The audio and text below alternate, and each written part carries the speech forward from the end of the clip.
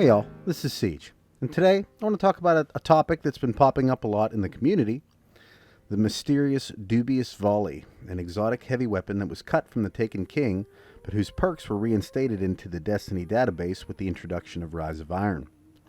There's a lot of hype going on about this weapon right now, so I thought I would throw my hat in the ring and tell you my theory on what it is, where it is, and when or if it'll eventually be available in the game. Now, from what we know, the Dubious Volley is an exotic heavy weapon that, well, really isn't like anything else in the game at this point. And I think that's why everyone's so excited about it. Now, from the images I've seen, it appears that this is an arc heavy weapon, and its perks are as follows. The first one's called Dubious Ordnance. This weapon delivers a high energy volley of explosive ordnance. Ooh, what's that? Well, I'm thinking it could be one of two things. The first, and I think most popular theory, would be a micro missile salvo, which would make a lot of sense given that the firing cone, or whatever that thing is in the front, has projection holes that aren't necessarily all facing forward. To me, that would suggest some type of tracking feature with whatever projectiles came out. The other idea, given the cone shape itself and how it looks, would be a type of mortar weapon that would fire explosive projectiles, potentially with an arc, that essentially would explode on impact. Now, personally, I'm leaning towards the first one, but you never know, and a mortar-type weapon would still be completely unique in the game. Sorta.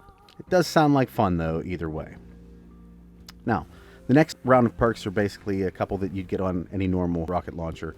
You have a choice between single-point sling, switch weapons faster, move quicker while aiming, heavy payload, increases warhead blast radius, and perfect balance. This weapon has extremely low recoil.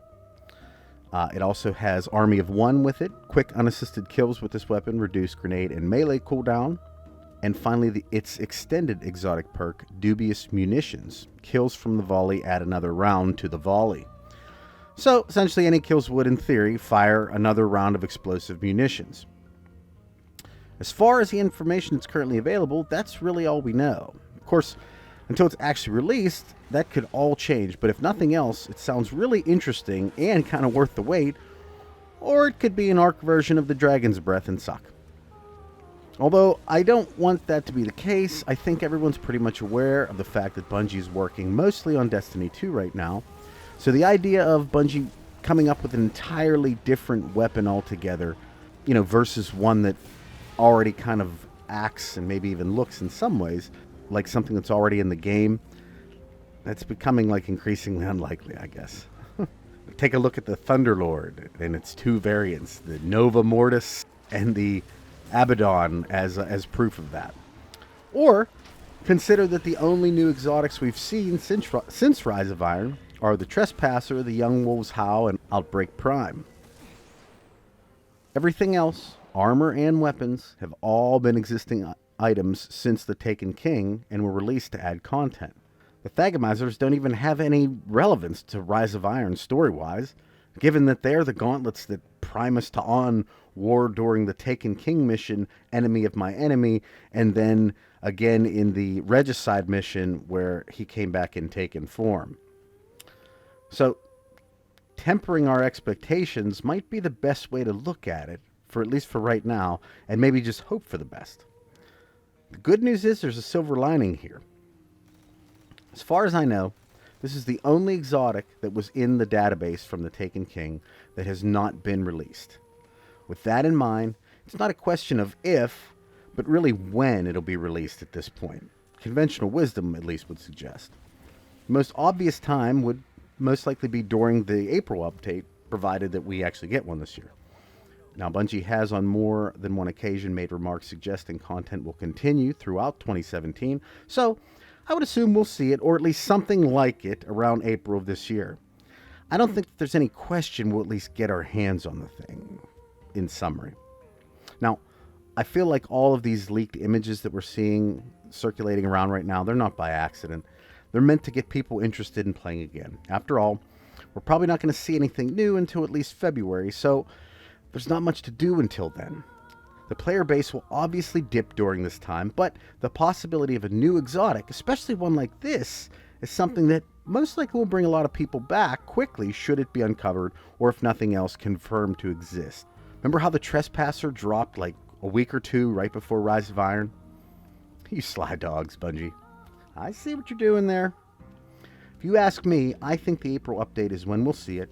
And that's only because I feel like that update will be as bare bones as possible. Now, I wasn't very impressed with last year's April update, given that the game's microtransactions were supposed to have paid for that DLC, so that they weren't giving us something for free, essentially. I mean, that was the point of adding the microtransactions in, right? And it was like 3 missions, one of which being a strike and a reworked Prison of Elders. Now, as I mentioned, most of Bungie is focused on Destiny 2 right now, so I'm thinking a reworked Vault of Glass and a 3-mission quest for the Dubious Volley is going to be the extent of the update.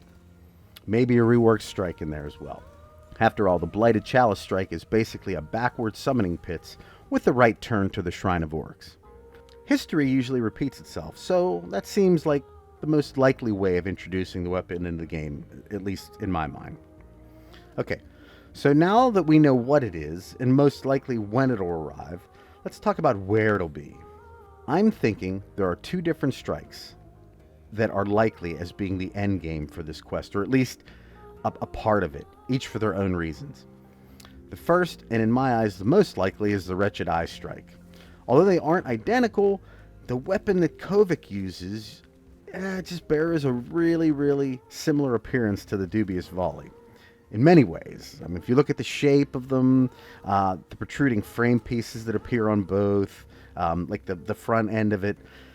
Now, given that it's on Earth, I'm guessing Shiro 4 will have some relevance here, as he's already taken items found in-game and provided us with 2 exotic weapon quests, namely the one for the Outbreak Prime and then the other for the Kvostov. I feel like this is either where the quest will end, or will at least play a role in getting us the frame of the gun.